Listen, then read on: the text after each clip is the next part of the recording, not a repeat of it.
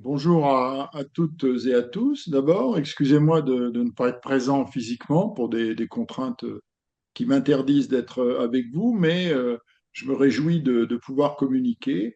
Donc, et grâce à Alexandre Gurita, Alexandre, je vous remercie aussi de m'inviter, de permettre ce contact avec nos amis étrangers. Moi, je suis donc écrivain et historien de l'art, donc je suis plutôt spécialisé en art contemporain et en matière d'art, en tant qu'essayiste et auteur de plusieurs ouvrages, tout ce qui concerne les formes d'art les plus, disons, inhabituelles, inattendues, parfois même surprenantes, celles en général qui n'attirent pas forcément ou l'attention de la critique ou l'attention des médias, en particulier des grands médias, ou même surtout l'attention du marché. Voilà. Tu viens justement d'écrire un ouvrage sur l'art en visuel. Est-ce que tu peux résumer cet ouvrage en deux mots? Alors, à votre demande, d'ailleurs, Alexandre, et je vous remercie, je vous en remercie vraiment. J'ai effectivement rédigé un ouvrage l'an passé qui est en cours de publication, qui s'appelle Hors de vue. C'est des hors de vue, ça veut dire en dehors de la vue, en dehors de ce que l'on voit, et qui est consacré à toutes ces formes d'art qui refusent d'en passer par les images.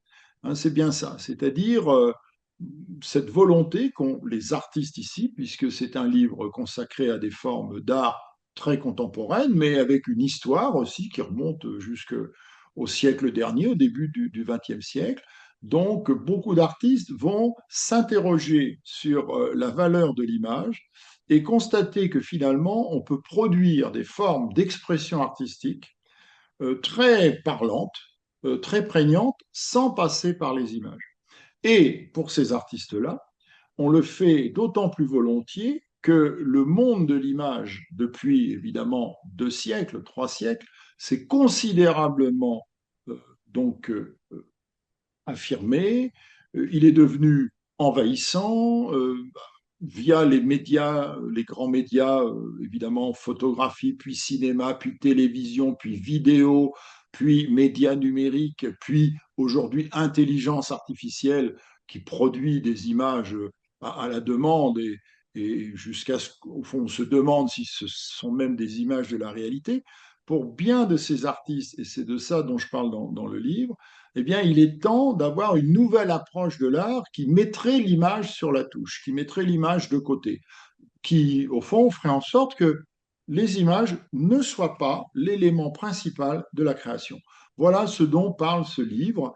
Donc, il parle d'un mécanisme qu'on pourrait appeler non plus l'imagination, c'est-à-dire le fait de mettre en image nos représentations du monde, mais la désimagination. On pourrait parler de désimagination, c'est-à-dire une autre façon d'imaginer le monde, mais sans passer par justement l'image, hein, dont le statut, dans le même temps, bien sûr, et ça je l'étudie aussi, a régressé, puisque plus vous multipliez les images, plus vous vous éloignez de l'image, on va dire, forte, de l'image qui contient les choses ou à laquelle on donne une force qu'on appelait dans la culture occidentale, par exemple, on l'appelle l'icône. Hein, l'icône, c'est au départ l'image qui contient la figure du Dieu, littéralement, c'est même l'image divine. Bon, on voit bien qu'aujourd'hui, les images se sont totalement désacralisées et leur multiplication n'a fait que amplifier cette désacralisation.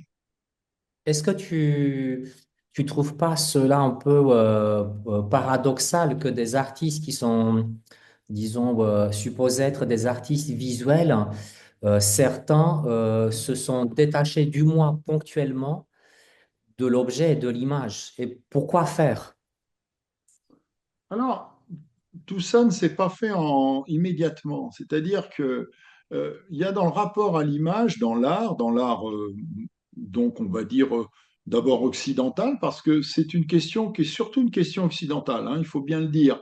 Ce qu'on ne va pas appeler l'image, mais la désimage, c'est-à-dire le fait de défaire l'image, est plus un souci occidental qu'un souci extra-occidental. Bon, si on regarde les cultures donc Occident, comme on dit, non-Occident, hors du monde occidental, on voit qu'elles entretiennent un lien toujours très fort avec l'image, hein. Il y a très peu de propositions invisuelles, en quelque sorte. Bon.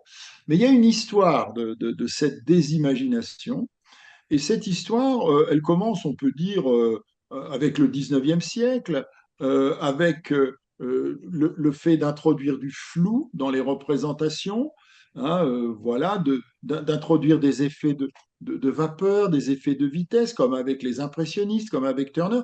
Elle continue avec l'art abstrait, hein, quand Kandinsky, au début du 20e siècle, réalise des improvisations, c'est-à-dire des peintures dans lesquelles finalement il met en forme de la musique, des sons, eh bien, on ne reconnaît plus de figure. Donc déjà, l'image devient quelque chose de différent. Elle n'est plus le miroir du monde, elle n'est plus la fenêtre ouverte sur le monde, hein, dont on parlait à la Renaissance. Bon.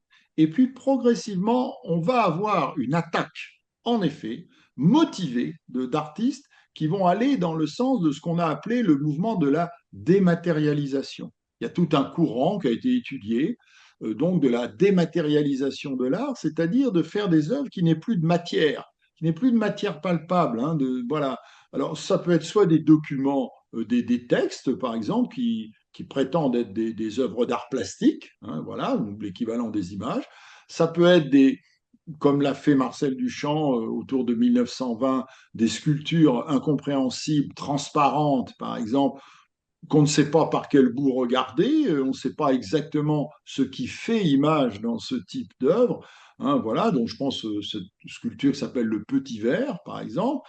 Bon, et puis tous ces artistes de la dématérialisation, c'est-à-dire qui vont remplacer les œuvres d'art plastique visibles soit par des actions, donc des performances, des actes qui ne se présentent pas comme des choses forcément à regarder, à voir, bon, soit par des matériaux invisibles. Certains artistes vont utiliser des gaz inertes, ils vont exposer le vide, comme Yves Klein le fera, ou des zones de sensibilité picturale immatérielle, pour reprendre encore le travail d'un Yves Klein, par exemple, en France autour de 1960, c'est-à-dire des œuvres extrêmement curieuses dont on doit constater que ce ne sont pas des images. Ce ne sont pas des images. Bon.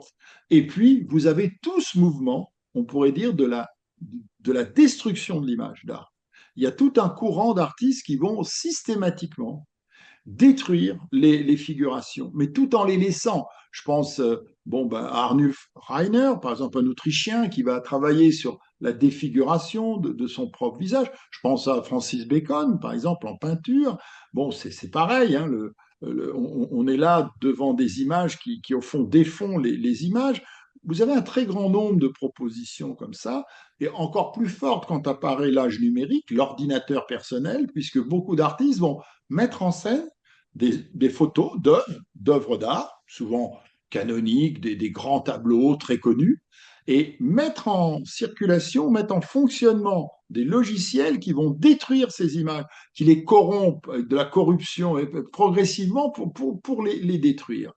Bon, donc il y a une volonté, si vous voulez, intéressante au XXe siècle, à partir surtout de la deuxième moitié du XXe siècle, c'est-à-dire que plus les images se multiplient, plus elles deviennent envahissantes, avec évidemment les moyens de reproduction techniques, la reproductibilité, avec évidemment les grands médias, donc la publicité, les arts qui s'alignent sur les médias et la publicité, le pop art par exemple, bon, la figuration narrative, vous avez un très grand nombre de courants comme ça où les artistes vont absorber les images de la société, notamment publicitaires, médiatiques, et puis ils vont en faire des tableaux, ils vont en faire des photographies, ils vont en faire des vidéos d'exposition, etc.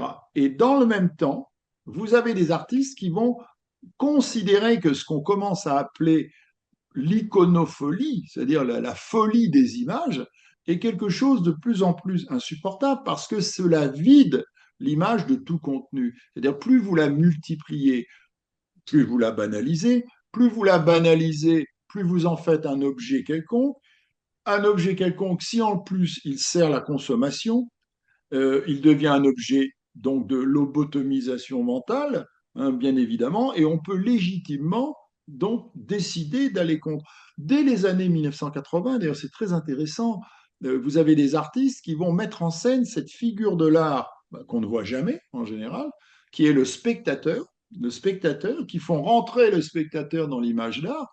Je pense par exemple à Michelangelo Pistoletto, qui va faire ces fameux tableaux qui sont des miroirs, donc métalliques, dans lesquels le spectateur se voit, hein, ou même dans lesquels il inscrit l'empreinte d'un spectateur. Bon, et puis je pense bon, à différents travaux très connus de ce grand vidéaste américain qui était Bill Viola, autour de 1980-85. Bill Viola va réaliser une série de vidéos extrêmement intéressantes qui s'appelle Les Spectateurs, enfin sans titre, sans article, Viewers, spectateurs, qui consiste en fait à non pas créer les images qu'un spectateur regarderait, mais à filmer depuis la télévision, en mettant une caméra vidéo sur l'écran de télévision, filmer les spectateurs eux-mêmes en train de regarder la télévision. Vous voyez, hein, c'est ce qu'on a appelé le reverse television. Hein, on inverse le processus. Donc, il est clair qu'à travers ce type de proposition artistique, l'artiste ne sacrifie pas au culte des images, à ce qu'on appelle l'iconodoulie. Hein, il n'est pas dans une adoration de l'image, il n'est pas quelqu'un qui donne aux images un statut de force, mais au contraire, qui, d'une certaine manière, dénonce cette contamination mentale de l'esprit par justement ce flux d'images qui vous installe toujours dans une position qui n'est plus une position active, mais qui est une position passive. Et c'est un des grands éléments critiques, c'est celui de la passivité, si vous voulez. C'est tout ce qui va être critiqué au même moment, un petit peu avant, dans les années 1950-1960, par les situationnistes, par exemple des gens comme Guy Debord, bon, qui vont en quelque sorte faire en sorte de nous ramener dans le champ de l'art à la dimension expérimentale. La dimension expérimentale, c'est une dimension à travers laquelle vous engagez votre corps. Vous touchez les choses, vous laissez les choses vous toucher, rentrer en vous, vous réagissez à, on pourrait dire, à l'empreinte des choses. Tandis que quand vous êtes un spectateur passif, pas du tout. Si en plus l'image n'est plus l'icône, c'est-à-dire si elle ne transporte plus rien de sacré, bah, au fond, vous êtes juste une sorte de contemplateur passif. Et c'est contre cela que beaucoup d'artistes vont en quelque sorte se dresser. Et là, en effet, on peut commencer, comme vous le faites, à parler des débuts, des prémices d'un art invisuel, par opposition à l'art visuel. Vous avez, vous, Alexandre Gurita, énormément travaillé dans ce sens, cherché ce qu'était cet art, d'où il venait. Vous avez fait travailler des gens, comme je pense à Guilain Moléviéville, je pense à moi-même, et je vous en remercie, sur l'évolution de ces formes d'art qui s'affirment bientôt comme telles avec le tournant du 21e siècle. C'est-à-dire qu'à partir de 2000 et jusqu'à aujourd'hui, là, on a réellement des artistes qui décident de produire des œuvres, mais hors du champ de l'image de façon résolue. C'est comme si le temps de la guerre avec l'image était terminé, et comme si chacun avait créé son camp. Vous voyez, il y avait deux camps. Alors, bien sûr, il y a un camp monstrueusement dominant qui est celui de l'image.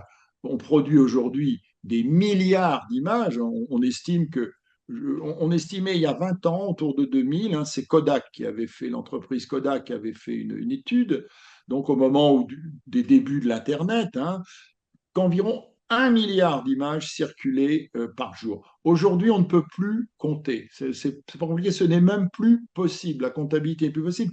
On est, certains disent 4 milliards, d'autres disent 10 milliards. On ne peut pas savoir.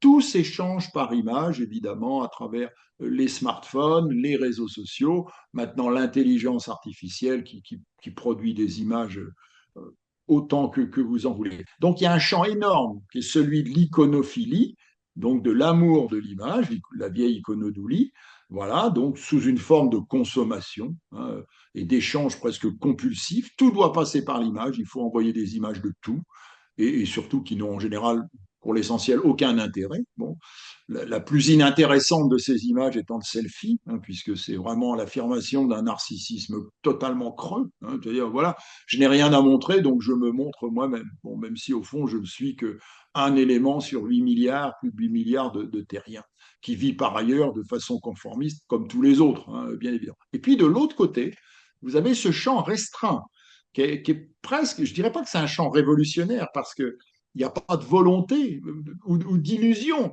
quant à dire on va renverser le champ de l'image. Non, mais des gens qui disent on va travailler autrement, on va travailler autrement, on va remettre de l'esprit, de la pensée, de la réflexion dans le rapport justement scopique que l'on a au monde, c'est-à-dire le rapport que l'on a à travers les yeux, la visualisation avec le monde.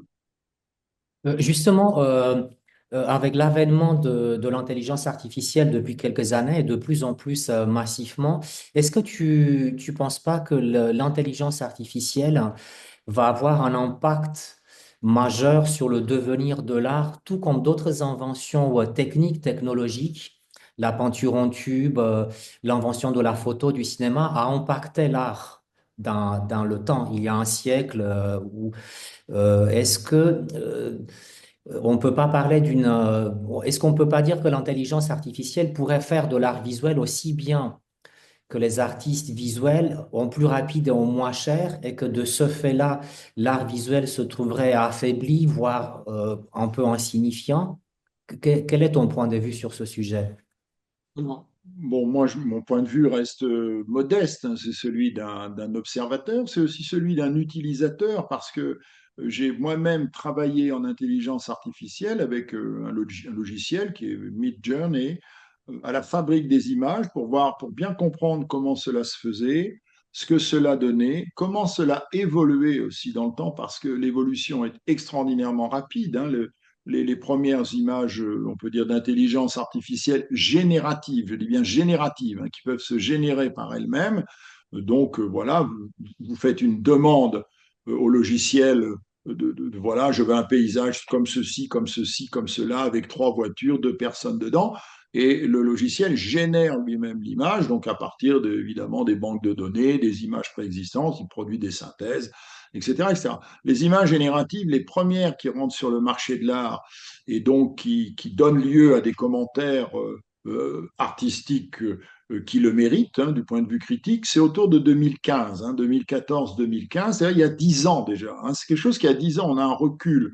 On en parle beaucoup aujourd'hui, mais alors, incontestablement, la première donnée, c'est que c'est un outil. L'intelligence artificielle est un outil. C'est un outil comme le burin est un outil. Comme évidemment, la peinture en tube fait partie de l'outillage du peintre et va modifier évidemment les manières de peindre. Les gens vont pouvoir partir, aller sur le motif.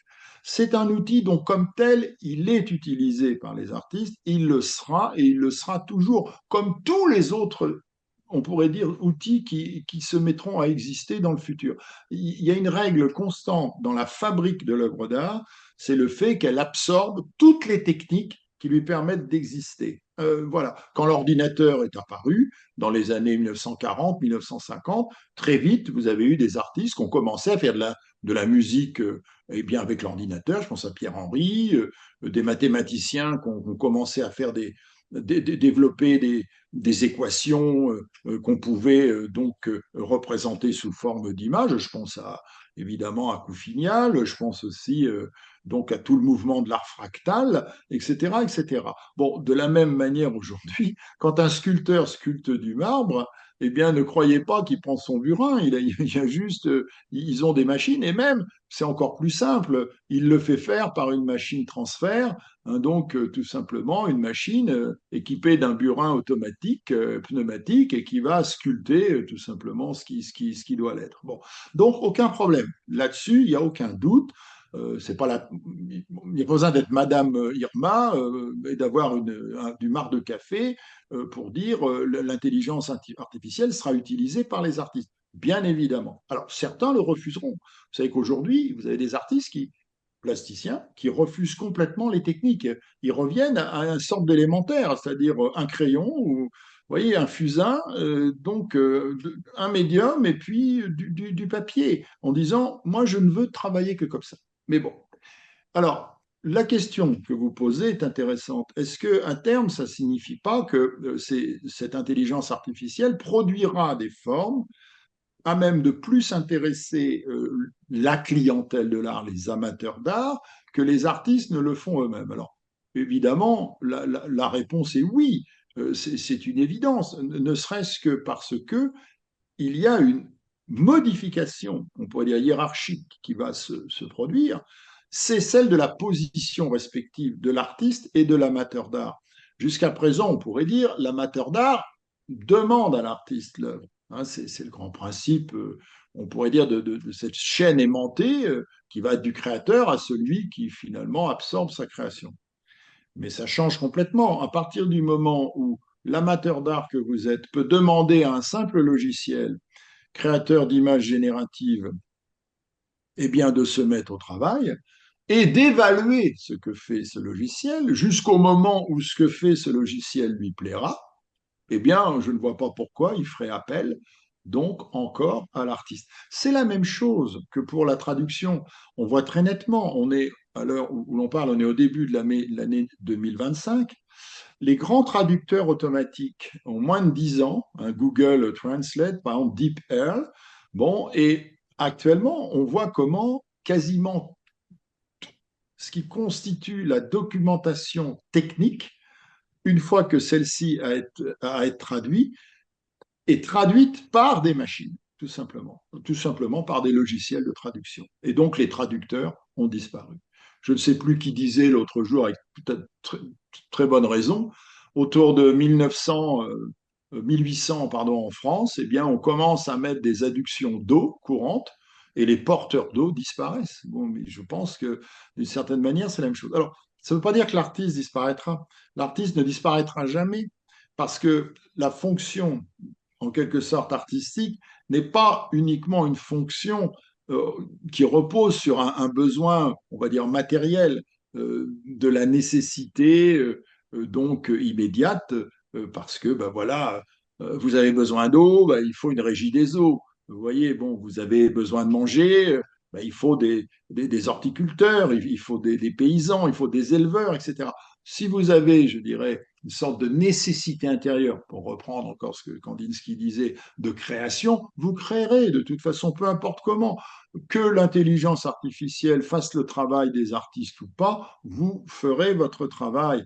Celui-là aura de l'écho ou il n'en aura pas, c'est un autre problème. Mais incontestablement, oui, l'intelligence artificielle est un outil qui a en quelque sorte très puissamment inséminé le champ de l'art, qui va l'inséminer encore plus puissamment dans les années à venir, au point de modifier les relations traditionnelles entre celui qui crée, l'artiste conventionnel, et celui qui, amateur d'art, eh bien, en quelque sorte, va jouir de sa création. C'est la même chose en littérature.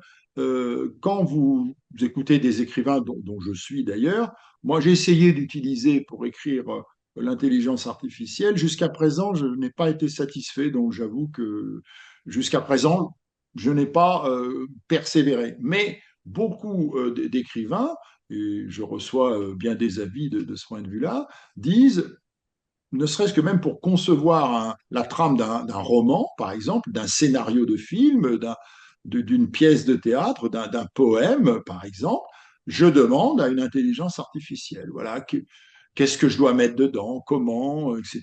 Sachant que toute création, quelle qu'elle soit, est un ensemble de formalisation.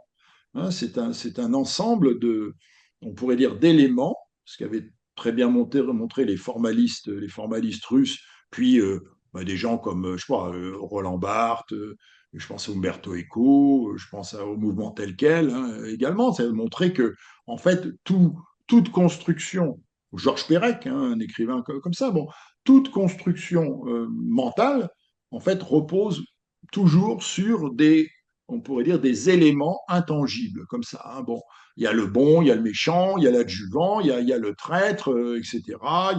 Bon, voilà, c'est comme dans Guerre épée de Tolstoï, si vous voulez, qui est un chef-d'œuvre. Mais bon, dans ce chef-d'œuvre, vous voyez que chacun a particulièrement sa place, hein, et c'est parce que chacun est là que finalement l'histoire va pouvoir exister. Donc ce travail, on pourrait dire, de composition élémentaire, c'est-à-dire une composition d'éléments, même très particulière, très nombreux, une intelligence artificielle peut le faire, évidemment. Elle le fait même beaucoup plus vite donc que les humains. Ce que j'ai pu vérifier, travaillant beaucoup dans le domaine de l'architecture aussi, avec des architectes notamment, en conception, nous avons pu vérifier que les intelligences artificielles, les logiciels génératifs en architecture, travaillaient beaucoup plus vite que les architectes, travaillaient beaucoup mieux, et que les résultats étaient réellement beaucoup plus performants.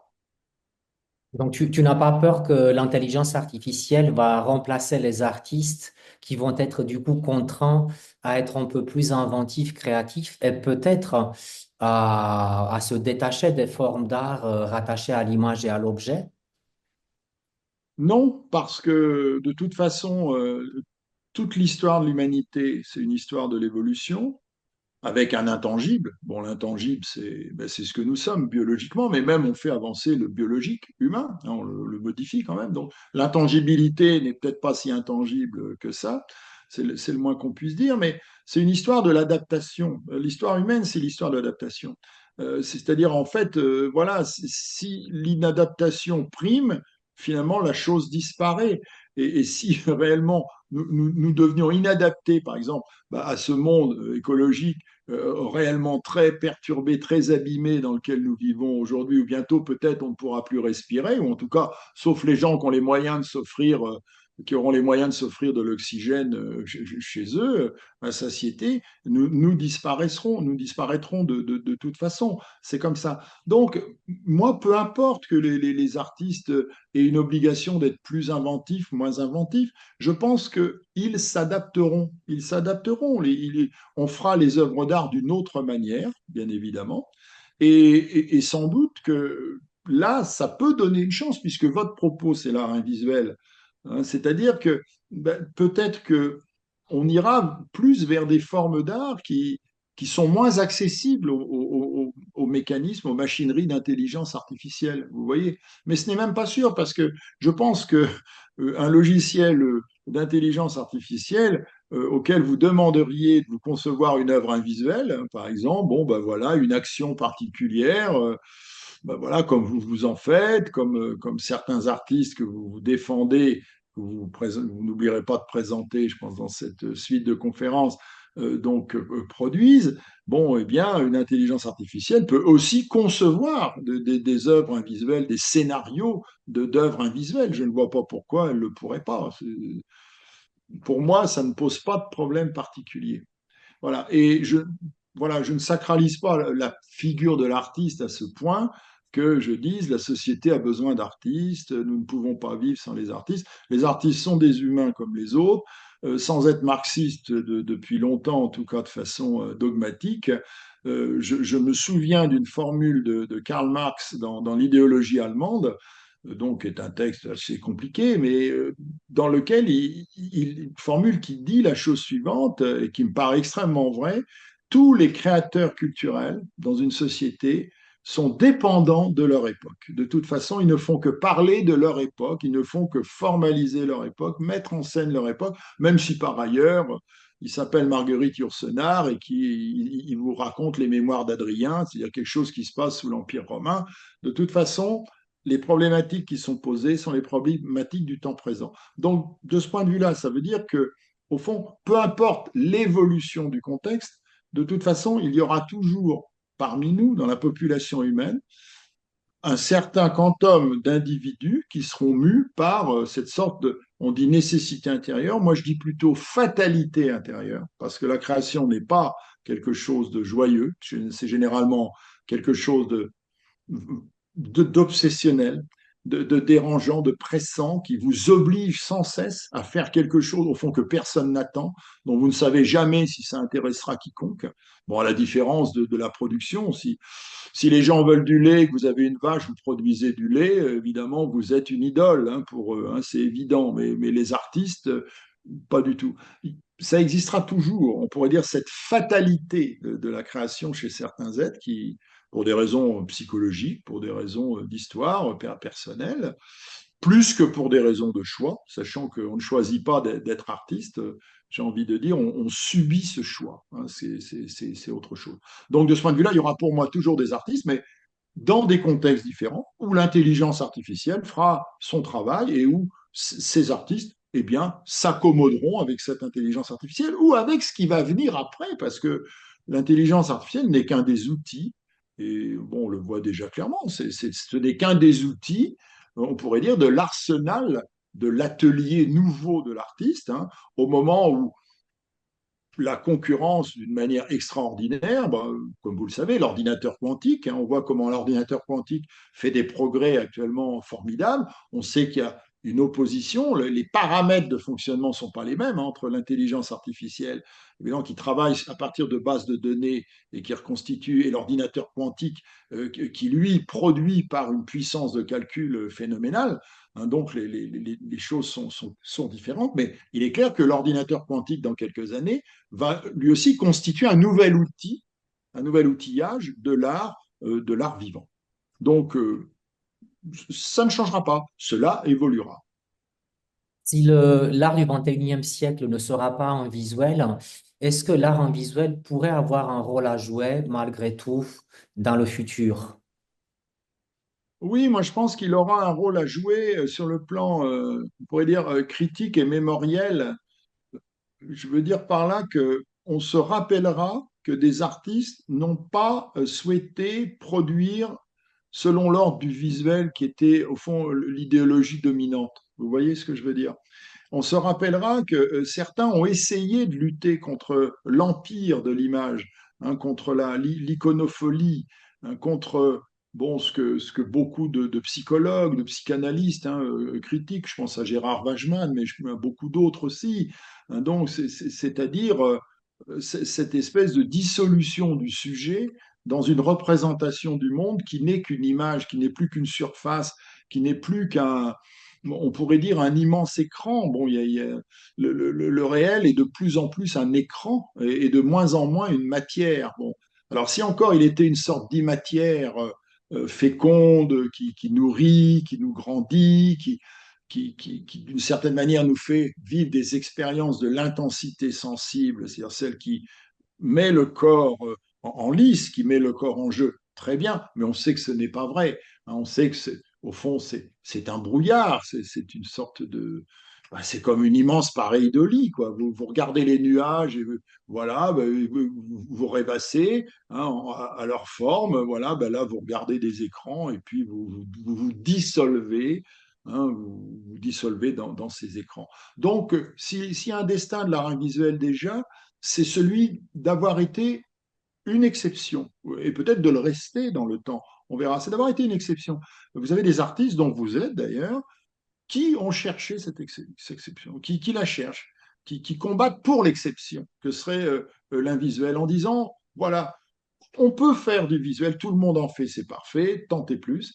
Nous, d'accord, on n'est pas forcément contre ça, on dit simplement, on veut revenir dans le territoire d'une expérience sensible. Et en mettant en avant l'invisuel des œuvres assez inattendues, qui n'apparaissent pas comme ça immédiatement, ben, vous créez des effets de surprise, hein, vous créez des effets d'inattendus, de captation inopinée, etc., chez le spectateur. Et donc, vous réactivez un certain type de spectateur qui a complètement disparu avec le champ de l'image triomphante, ben c'est le spectateur, comme on dit, hein, le spectateur-acteur, c'est-à-dire celui qui regarde, mais qui quand même conserve à partir de ce qu'il regarde une partie du contenu, tout en le retravaillant pour lui-même à la mesure de sa propre histoire, de sa propre vie, de, de, de son destin, de ce qu'il entend vivre.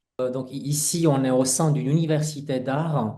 Est-ce que l'art en visuel peut avoir un intérêt pour les écoles d'art, pour les universités d'art? Juste très brièvement, la réponse est oui, oui, et j'ai presque envie de dire plus que jamais, parce que c'est une sorte d'alternative. Vous voyez, donc il faut étudier. Dans une école d'art, qu'est-ce qu'on fait? On ne crée pas des artistes, c'est l'illusion. Toujours l'illusion, dans les écoles d'art, on crée des artistes, pas du tout. Dans une école d'art, on enseigne des pratiques artistiques. Voilà, vous ne savez pas dessiner, vous allez apprendre à dessiner. Vous ne savez pas utiliser tel logiciel de graphisme, on va vous apprendre à l'utiliser, etc. Eh bien, en effet, oui, bien sûr qu'il faut mettre dans les cursus quelque chose qui concerne l'art visuel, c'est une évidence. C'est une forme de travail artistique comme une autre, et finalement, très contemporaine, elle mérite d'être en quelque sorte inculquée, elle mérite d'avoir droit à un enseignement spécifique et détaillé. Voilà, donc voilà ce que j'avais à dire, Alexandre Gurita, sur ces questions.